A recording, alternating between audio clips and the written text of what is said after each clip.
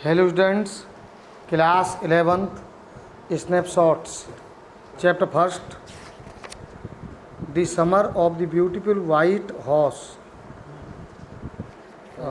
So open your book at the page number 2 and para number 4th.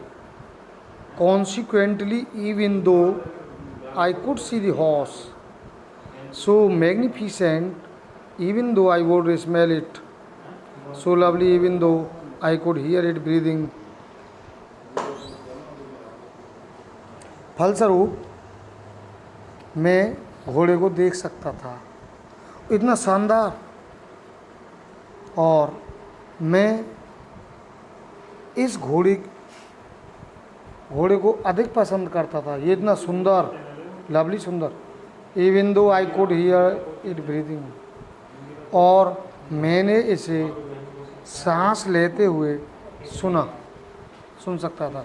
So exciting, इतना उत्तेजित, I could not believe the horse had anything to do with my cousin Murad, और मैं ये विश्वास नहीं कर सका कि घोड़ा मेरे मित्र, मेरे चचेरे भाई के साथ कुछ कर सकता था, और विद मी और with any of the other members of our family, या मेरे साथ या हमारे परिवार के किसी दूसरे मेंबर के साथ कुछ कर सकता था। तो ये बात मैं नहीं सोच पाया। ए स्लीप और अवेक, जागा हुआ और सोया हुआ, because I knew my cousin Murad could not have bought the horse, क्योंकि मैं अपने चचेरे भाई मुराद को जान सकता था कि वो घोड़ा नहीं खरीद सकता था। एंड इफ, और यदि he could not have bought it, he must have stolen it, और मैं ये भी जानता था कि यदि उसने घोड़ा नहीं खरीदा तो वो उसे अवश्य चुराएगा। And I refuse to believe he had stolen it, और मैंने इस बात से विश्वास करने से मना कर दिया कि वो उसे चुरा चुका था। No member of the Garoghlanian family could भी थी, हमारे परिवार का कोई भी सदस्य चोर नहीं हो सकता। I stared first at my cousin and then at horse, मैंने अपने चचेरे भाई को घूर कर देखा और फिर घोड़े को। There was a pious teenage and humour in of them which on the one hand delighted me and on the other frightened me. एक धार्मिक शांति वहाँ पर थी, पायस धार्मिक, इसलिए मन शांति, and humour in each of them, और उनमें से प्रत्येक के अंदर हास्यप्रद हंसी थी, which on the one hand delight me, और जो एक तरफ मेरे अंदर भी थी, यानी मैं भी खुश था, मुझे उसने खुश बना दिया। And on the other frightened me, और दूसरे मुझे डरा भी दिया। Murad, I said, where did you steal this horse, और मैंने कहा, मुराद, तुमने ये घोड़ा कहाँ से चुराया? Leap out of the window, he said, if you want to ride, और खिड़की से बाहर झांक कर उसने कहा, यदि आप इस पर घुड़सवारी करना चाहते हैं। तो it was true, then he had stolen the horse, ये सत्य है तब कि वह उस घोड़े को चुरा चुका था। There was no question about it, इस बारे में कोई प्रश्न ही नहीं उठता। He had come to invite me to ride और नॉट, उसे मुझे बुलाना पड़ा था, और वह मुझे बुला चुका था घुड़सवारी करने के लिए या नहीं करने के लिए, पर उसने बुलाया था। एज आई चोज, और जब मैंने चुन लिया, well it seem to me stealing a horse for a ride was not the same thing as stealing something else. अच्छा, ये मुझे एक चुराया हुआ घोड़ा प्रतीत होता था, और घुड़सवारी के लिए ये सेम वही चीज़ नहीं थी जो किसी अन्य चीज़ को चुरान जैसे कोई अन्य चीज़ चुराई जाती है उस तरह की चीज़ नहीं थी, सच एज मनी, जैसे धन। तो ये घोड़ा जो है धन की तरह चुराई जाने वाली चीज़ नहीं थी। फॉर ऑल आई न्यू, क्योंकि हम सभी मैं सभी बात जानता था। Maybe it was not stealing at all, क्या ये पूरी बिल्कुल नहीं चुराया गया था। If you were crazy about horses the way my cousin Murad and I were, यदि आप भी पागल थे घोड़ों के बारे में तो आप मेरे चचेरे भाई मुराद और मेरे साथ होते, इट वाज नॉट स्टीलिंग, तो ये चोरी नहीं कर रहे, चुराते नहीं।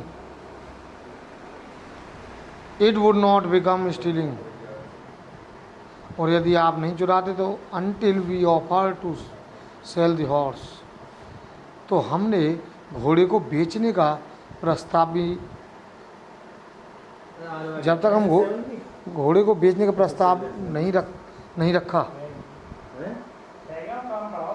यदि ये घोड़ा चुराया ना हुआ होता तो हमने भी इसे बेचने का प्रस्ताव नहीं रखा होता। Which of course I knew we would never do, जो वास्तव में मैं जानता था कि हम ऐसा कभी नहीं करेंगे।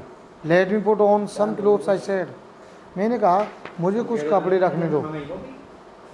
All right he said but hurry, उसने कहा ठीक है पर जल्दी रखो। I leaped into my cloth, मैं अपने कपड़ों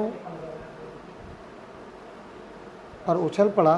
आई jump down the yard from window, मैं खिड़की से नीचे आंगन में कूद पड़ा। And leaped up into the horse behind my cousin Murad, और मैं घोड़े पर बैठ गया और मेरे पीछे मेरा चचेरा भाई मुराद बैठ गया।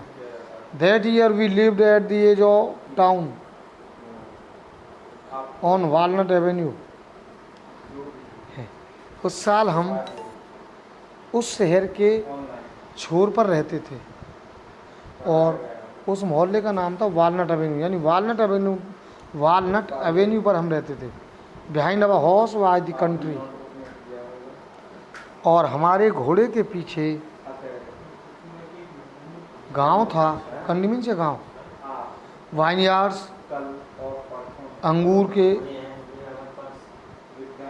का बगीचा था, ऑर्चार्ड्स और बगीचे, इरिगेशन डिचीज एंड कंट्री रोड्स, और गांव की सड़कें थी और सिंचाई की जगह थी। In less than 3 minutes we were on Olive Avenue, और हमने 3 मिनट से भी कम समय में ही हम ओलाइव एवेन्यू पर थे। जगह का नाम है Olive Avenue. And then the horse began to trot, और घोड़े ने तेज चलना शुरू किया। The air was new and lovely to breathe, वहाँ हवा नई और सुंदर थी सांस लेने के लिए। The feel of the horse running was wonderful, और घोड़े की दौड़ भी हमने आश्चर्यजनक महसूस की, यानी घोड़ा आश्चर्यजनक रूप से दौड़ रहा था। My cousin Murad who was considered one of the craziest members of our family began to sing, और मेरा चचेरा भाई मुराद, जो हमारे परिवार में सबसे पागल समझा जाता था, उसने गाना शुरू कर दिया। I mean he began to roar, और मैंने अर्थ लगाया कि उसने दहाड़ना शुरू कर दिया। Every family has a crazy stick in its somewhere, प्रत्येक परिवार एक ना एक पागल व्यक्ति रखता है। And my cousin Murad was considered the natural descendant of the crazy stick of our tribe, और हमारा चचेरा भाई हमारे कबीले का, हमारे कबीले के पागल व्यक्तियों में से, पागल व्यक्तियों का एक प्राकृतिक सेवक था, स्वाभाविक सेवक था। यानी जो परिवार में पागल व्यक्ति थे उनका भी वो सेवक था। बिफोर हिम, और ये मुराद हमारे, इसको दोबारा सुनने जरा, हमारे कबीले का जो पागल व्यक्ति थे उनका वंशज था स्वाभाविक, इसे वंशज माना गया पागल व्यक्तियों का। डिजन वंशज। Before him was our uncle Khosrove, उसके पहले हमारे अंकल खोसरो भी ऐसे थे। An man with a powerful head of black hair and the largest moustache in the San Joaquin valley. जो हमारे अंकल थे खोसरो, वो भी एक भारी भरकम व्यक्ति और शक्तिशाली व्यक्ति थे, और काले बाल थे उनके सिर पर, और बड़ी सबसे लंबी मूछें थी हमारी उस घाटी में। घाटी का नाम था सेंट जॉन की वैली। तो उस घाटी में सबसे बड़े मूछ रखने वाले व्यक्ति थे, सबसे लंबी मूछें। A man of furious in temper, so irritable, so impatient that he stopped anyone from talking by roaring. और वो इतने क्रोधी, इतने चिड़चिड़े, इतने अधीर थे कि वो हर एक को अपनी दहाड़ से रोक देते थे। यानी उनके सामने कोई बोल नहीं सकता था। नो हार्म, पे नो अटेंशन टू इट, और इससे कोई हानि नहीं है, इसकी ओर ध्यान नहीं देना है। तो today is enough and read at your home. Thank you. Next tomorrow.